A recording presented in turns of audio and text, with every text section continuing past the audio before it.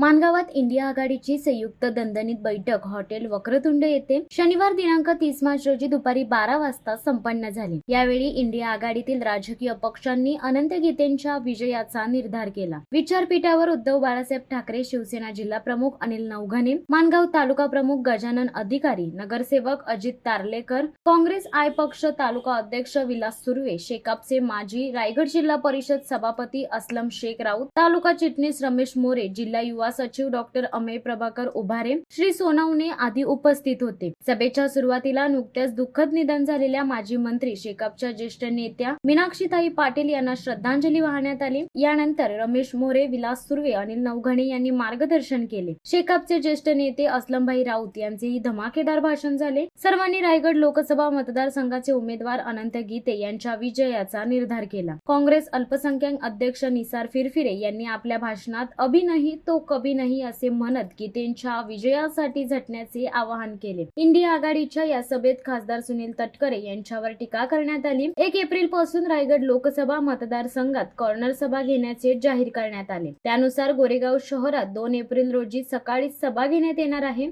शिवसत्ता टाइम्ससाठी नरेश पाटील, माणगाव। दे धडक बेधडक वृत्त देणाऱ्या आपल्या शिवसत्ता टाइम्स न्यूज चॅनलला लाल बटन दाबून सबस्क्राईब करा आणि बेल आयकॉनला क्लिक करायला विसरू नका।